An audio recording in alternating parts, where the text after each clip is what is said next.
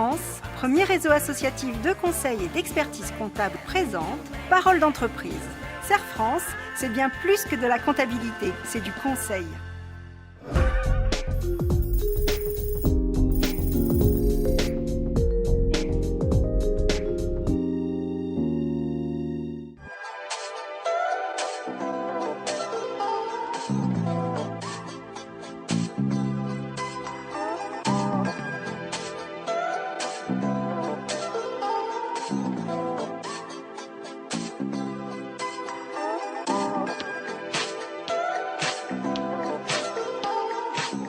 Aujourd'hui, j'ai 3 activités différentes.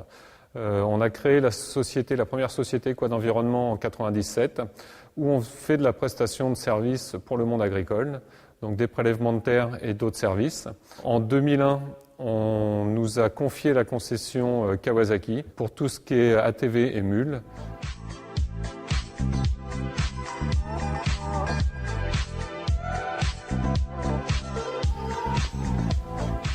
Bonjour Stéphane. Et depuis 2010, on a créé une nouvelle société qui s'appelle KLV Quad, une société d'homologation. Nous avons décidé de diversifier nos activités parce qu'on a eu l'opportunité et la proposition de Kawasaki France d'homologuer leurs mules, leurs ATV et leurs motos d'enduro pour tous les concessionnaires au niveau national.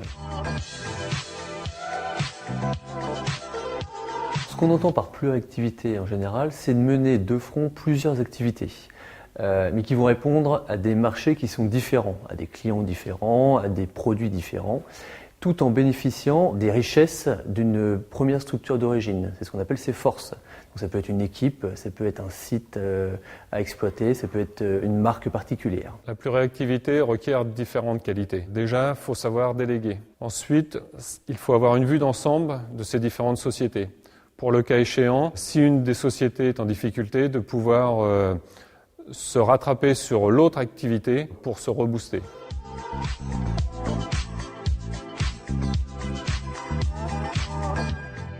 Quand on se lance dans une pluriactivité, il est nécessaire d'être vigilant sur 3 points. D'une part, la gestion de son temps personnel. Il faut pouvoir se consacrer à sa famille, à sa première activité, aux autres activités qui existent. Le deuxième point, c'est la séparation des activités. Chacune est indépendante les unes des autres, économiquement, juridiquement, fiscalement. Et le troisième point, c'est la délégation et le management. Se constituer la bonne équipe, faire les bons recrutements, pouvoir déléguer et faire confiance. À partir du moment où on respecte ces 3 règles essentielles, il n'y a pas forcément d'inconvénient particulier à avoir plusieurs activités. Alors comment s'est passée cette seconde année d'activité ? La seconde année d'activité s'est passée mieux que la première, avec beaucoup plus de volume de machines homologuées. Et au niveau de l'équipe ? Au niveau de l'équipe, ça se passe bien. J'ai Mathieu qui est à l'homologation et efficace dans son travail. La pluriactivité apporte plusieurs avantages. Lorsqu'on est en difficulté sur une société, ça permet de pouvoir se rabattre sur la seconde et pouvoir maintenir le cap. Ensuite, le fait d'avoir 2 activités, ça permet aussi de rencontrer énormément de monde. Et le fait de rencontrer beaucoup de monde, ça ouvre des portes. Le fait d'avoir des contacts sur une société peut vous apporter du plus sur votre deuxième société. Et donc ça, c'est très très important. Il y a plusieurs avantages à la pluriactivité. C'est la hausse des revenus. Il ne faut pas être pressé, ce n'est pas immédiat, mais ça fait partie des avantages. Le second, c'est élargir son offre.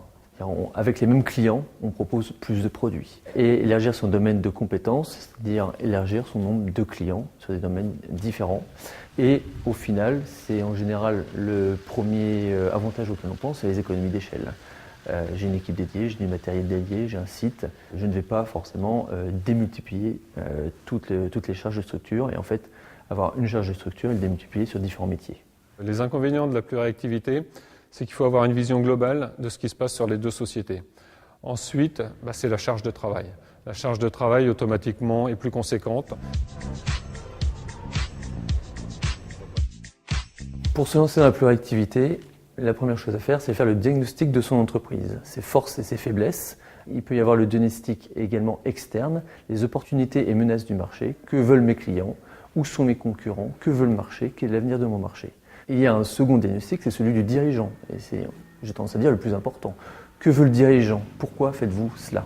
Il faut être clair par rapport à ces objectifs. Ce qui est important, c'est que quand on a plusieurs activités, il faut s'assurer que les premières sont sur de bons rails, sont économiquement rentables, elles sont financièrement saines, le marché se porte ou est porteur, mais en tant que tel, il n'y a pas de menace sur la première activité, parce qu'on ne va pas pouvoir se démultiplier.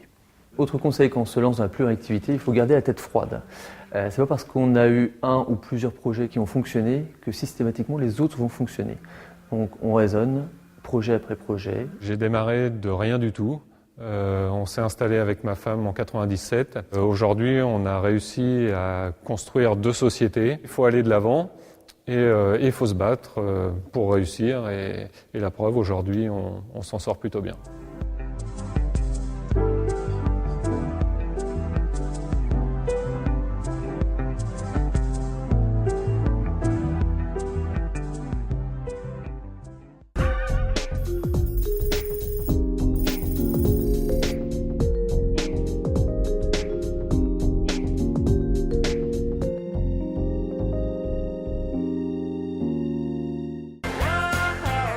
France, premier réseau associatif de conseil et d'expertise comptable, vous a présenté Parole d'entreprise. Serre France, c'est bien plus que de la comptabilité, c'est du conseil.